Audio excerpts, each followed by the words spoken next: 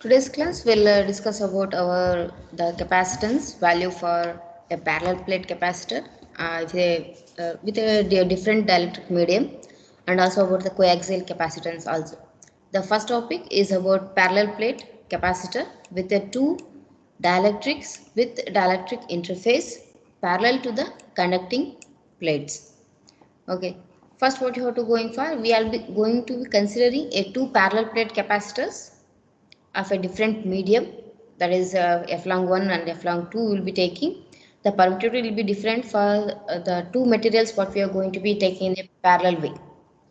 Then let us consider a parallel plate capacitor of area S and spacing with a distance of d, a small very small distance d, spacing is of d, with a usual assumption that what are assumption we are going for is small, the d value is small to the linear dimension of the plateness. Now, what is the plates what is going for? This is the construction where two parallel plates capacitors taken, that is of this part is of 1 and another one is of this one.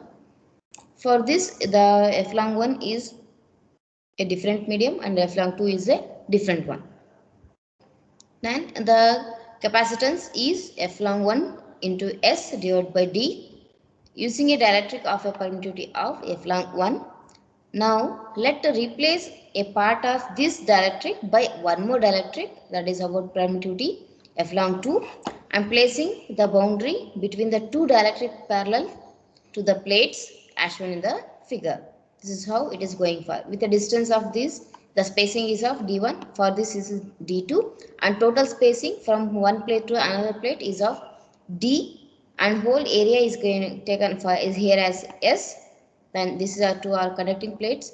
Then the capacitance of this is going to be 1 divided by d1 divided by f long 1 of S plus d2 divided by f long 2 of S. This what's the shows that this combination is effectively a two capacitors that are in series. That's about the thing. Series, and therefore the total capacitance is going to be C is going to be equals to 1 divided by C1 plus 1 divided by C2. This is what, wherever C1 is going to be the area of that and the where it is placed, that is about capacitance. We know in the previous cases it's not depends on the charge or anything, field intensity or nothing. It depends on the what is the area of that and what is the space between of that and about the where it is going to be placed. So C1 is going to be equals to f long 1 S divided by D and D1, and C2 is going to be equals to f long 2 S divided by D2. Then the capacitance definition what we will taken in the previous, that is C is going to be equals to the charge divided by the difference of potential, that is Q divided by V. This involves a charge and also about a voltage. The capacitance is not a function of either. This we already taken in the previous case only, but only of the dielectrics and also about the geometry. The capacitance depends on the where the dielectric medium which you are going to be placing and about the what is the area occupying of that part. That's why here it is telling. Then assuming that the potential difference V naught between the plates, then the electric field intensities in the two regions of E2 and E1 are of a both are uniform. Then in such cases,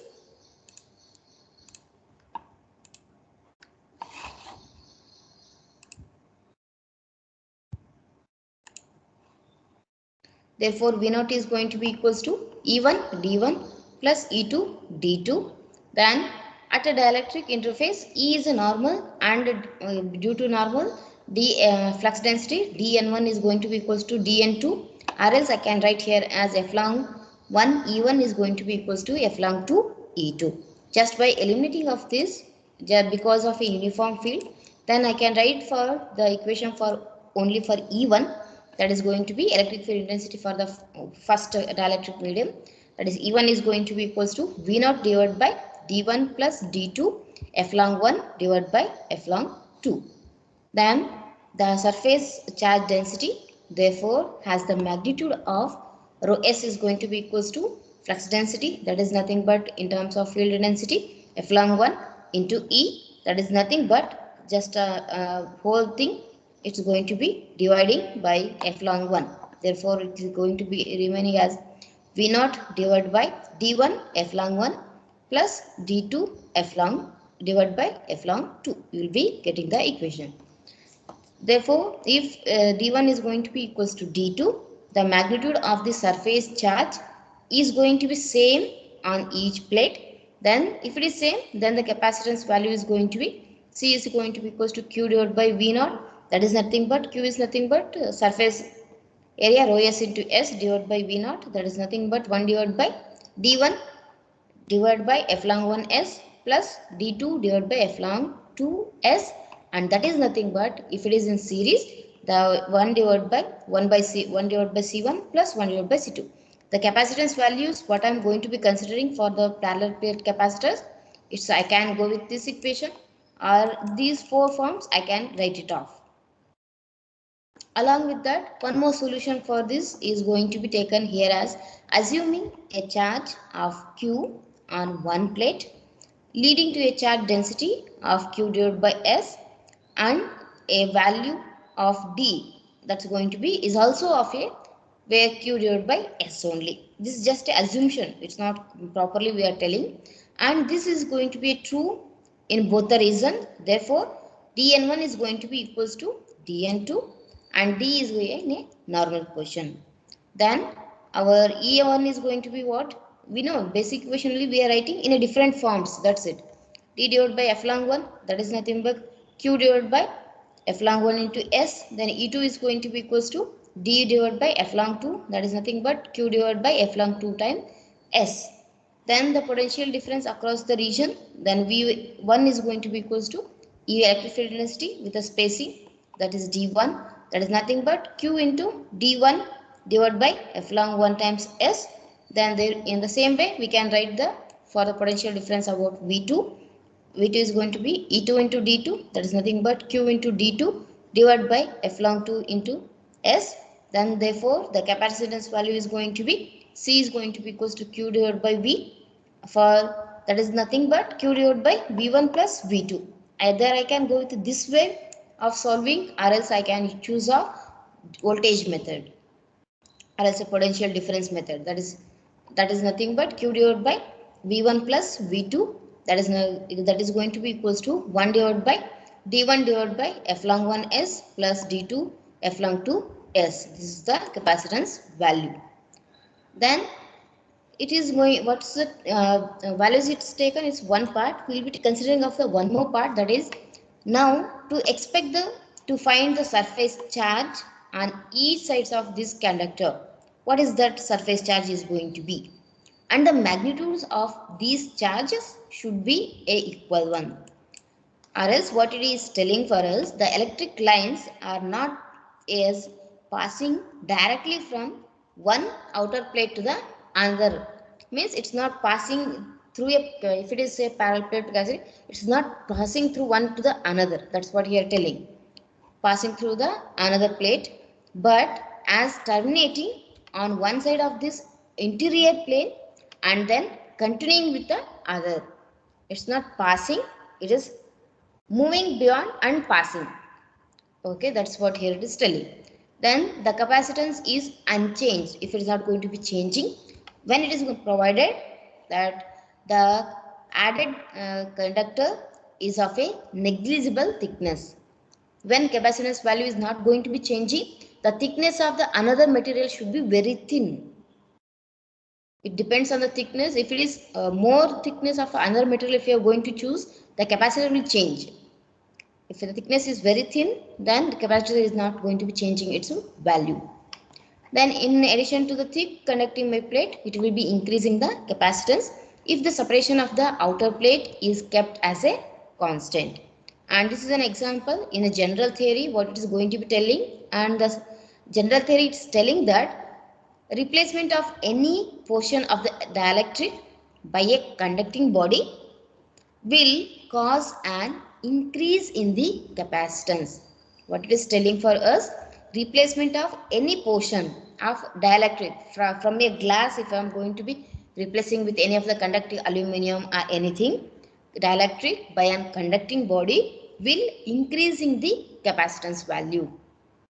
Based on this we are telling. Then the dielectric boundary were placed in a normal to the two connecting plates, and the dielectrics occupied areas are taken here as S1 and S2. Then assume that the potential difference V0 would produce a field strength of E1 is going to be equals to E2, means it is both having the same field strength. That is going to be equals to V0 divided by D, and these are a tangential fields at the interface and they must be equal. Therefore, in terms of your flux density D1, D2 surface rho, that is rho S1, rho S2, and with the charge Q, therefore the capacitance value I can write here as that is going to be equals to F long 1 S1 plus F long 2 S2 divided by D, that is nothing but C1 plus C2. This is another case, and previously what we taken, that is the another case. This is about a parallel plate capacitors with a different dielectric medium. This will be important for 6 marks. 5 to 6 marks this question will be asking us.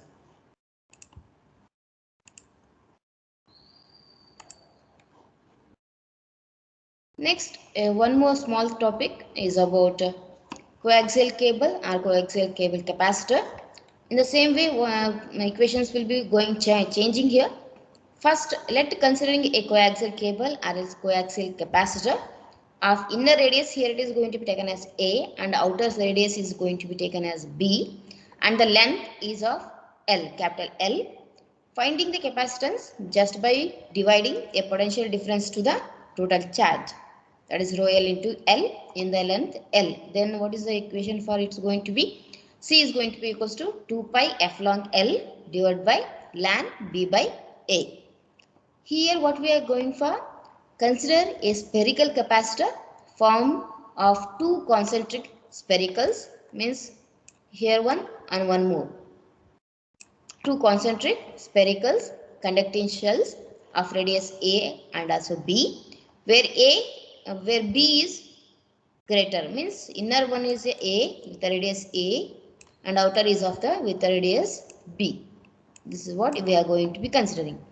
Then the expression for electric field density is from the Gauss law. We can write here as ER is going to be equals to Q divided by 4 pi F long times R square, where the region between the spheres is a dielectric with a permittivity F long, and the expression for potential difference in terms of a line integral, what we in the previously we had already taken the same equation we are going to be using here.